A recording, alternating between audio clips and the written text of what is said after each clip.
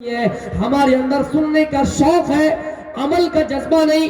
خرائم مسدی کے بارے میں اللہ کے نبی نے فرمایا، خرائم مسدی بہت اچھے صحابی ہیں، ان کے اندر ایک غلطیاں پائی جاتی ہے، ان کے بال بہت بڑے بڑے ہیں، ان کے بال بہت بڑے بڑے ہیں۔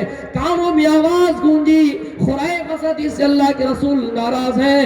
خرائم مسدی جلدی گئے اور اپنے بالوں کو کٹوا لیا۔ اے میرے نوجوانوں، نہ جانے کس کس قسم کے بال ہم اور آپ استعمال کر رہے ہیں، نہ جانے کون طرح کی کٹنگ ہم اور آپ کر رہے ہیں۔ ذرا نبی کے فرمان کو دیکھیے اور صحابہ کرام کی زندگی کو اپنی زندگی میں مرتب کیجئے۔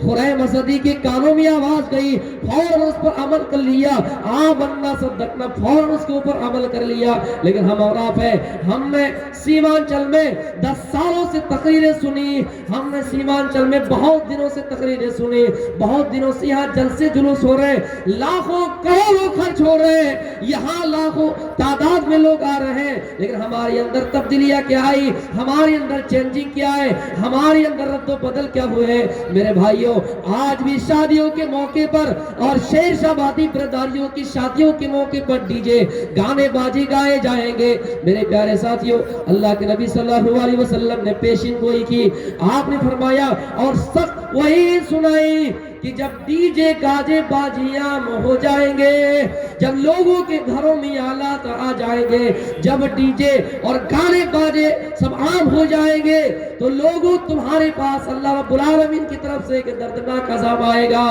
جب لوگ گانا سننے لگیں گے، کتنے روپے کوئی ملاقات نہیں کرتے ہیں، جب عام ہو جائیں گے، جب اتنا گانا سنا جائے گا، اتنا گانا سنا جائے گا، ہر گھر میں آلات ہو جائیں گے، ہر گھر میں ڈی جے اور گاجے باجے کے سامان آ جائیں گے، چھوٹے چھوٹے بچے اس گانا سننے میں میرے بھائیوں مصروف ہو جائیں گے، ہماری مائیں بہنیں گانا سننے اور سیریل دیکھنے میں مصروف ہو جائیں گی۔ تو اللہ کے نبی نے فرمایا جب یہ چیزیں عام ہو جائیں گی تو میرے بھائیوں اللہ کی طرف سے بہت بڑا سخت اور دردناک عذاب ہوگا۔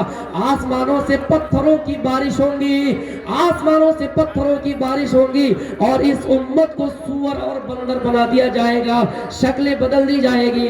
اس لیے میرے بھائیوں، وَسَارِعُوا إِلَىٰ مَغْفِرَةٍ مِّن رَّبِّكُمْ وَجَنَّةٍ عَرْضُهَا السَّمَاوَاتُ وَالْأَرْضُ وَأُعِدَّتْ لِلْمُتَّقِينَ۔ اللہ نے جو ہمارے لیے جنت بنائی، جس جنت کے بارے میں کہتا اللہ رب العالمین ایک صفت، ایک خوبی گنا رہا ہے کہ عرضها السماوات والارض، جنت کی چوڑائی اتنی ہوگی کہ زمین و آسمان اس کے اندر سما جائے گا۔ جنت کی اتنی چوڑائی ہوگی، یہ زمین کتنی بڑی ہے، یہاں سے کوئی چلنا شروع کر دے، سائنس کے مطابق چلتا جائے گا، وہاں سے جا کر پھر یہاں آ جائے گا۔ سائنسدانوں نے تحقیق تو کیے کہ زمین کتنی بڑی ہے، یہ دنیا کتنی بڑی ہے، دنیا کے حساب سے یہ جو زمین ہے، میرے بھائیوں ہم نے ریت دیکھا ہے، ریت کے کڑ دیکھے، پوری دنیا کے حساب سے، یونیورس کے حساب سے یہ جو زمین ہے اس ریت کے کڑ کی طرح ہے۔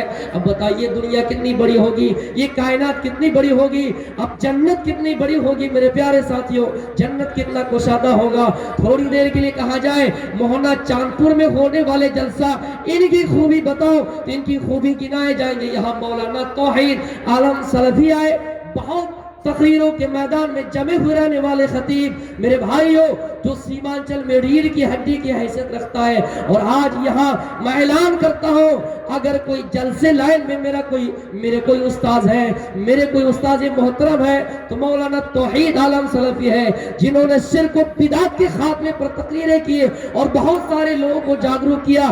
یہاں کی خوبیاں گنائی جائیں گی۔ اللہ بھی کہتا ہے لوگوں جنت حاصل کرو، جنت حاصل کرنے کے لیے تیزی سے آؤ، اور اس جنت کی خوبی اتنی ہوگی کہ زمین و آسمان اس جنت کے اندر سما جائیں گے، لیکن جنت خالی نہیں پڑیں گے۔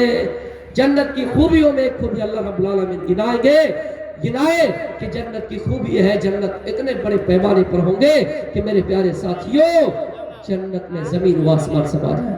سائنسدانوں نے بہت تحقیقات کیے ہیں لیکن ابھی تک آسمان کا پتہ نہیں لگا سکا ہے۔ میرے بھائیوں اللہ رب العالمین کہتا ہے ان فی خلق السماوات، زمین پہ چل کے دیکھو اللہ رب العالمین کی ہر پیدائشی چیز میں تمہیں اللہ کی نشانیاں نظر آئے گی۔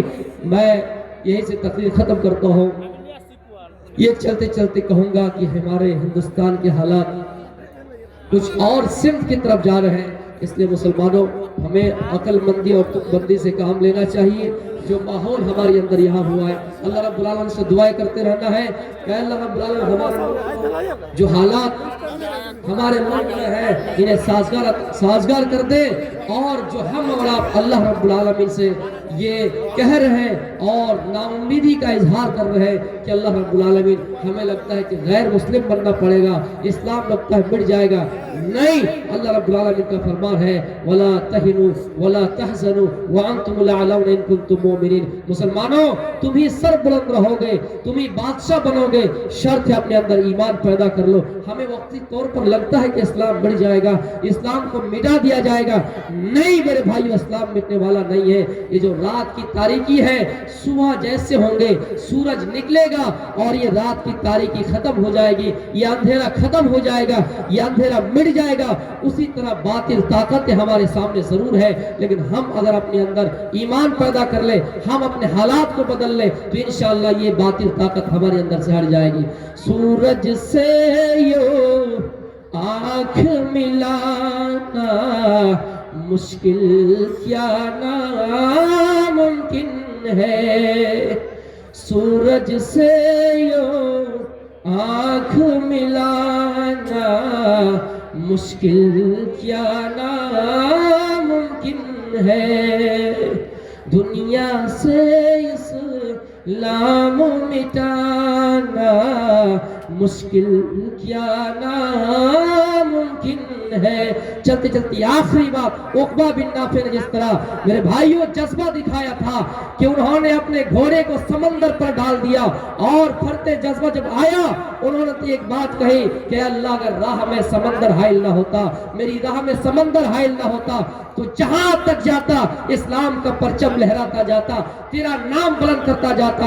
میرے بھائیوں یہ ہم ہیں اور آپ ہیں جو اپنے گھروں میں اسلام نافذ نہیں کر سکے, یہ ہم ہیں اور آپ ہیں جو اپنے اندر اصلاح نہیں کر پائے, یہ ہم ہیں اور آپ ہیں جو اپنے اندر عقل مندی اور تک بندی سے کام نہیں لے پائے. عقبہ بن نافع نے کہا تھا, جس کو شاعر مشرق ڈاکٹر علامہ اقبال رحمۃ اللہ علیہ نے اپنی کتاب میں لکھا, دشت و دست ہے دریا بھی نہ چھوڑے ہم نے, بحر ظلمات میں دوڑا دیے گھوڑے ہم نے. السلام علیکم ورحمۃ اللہ وبرکاتہ.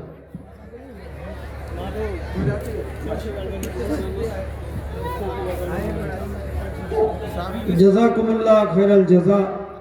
یہ تھے حضرت مولانا مجیب الرحمان صاحب چترویدی کشن گنج کے رہنے والے ہیں اور ہمارے سرشہ آبادی کے ہونہار سپوت ہیں.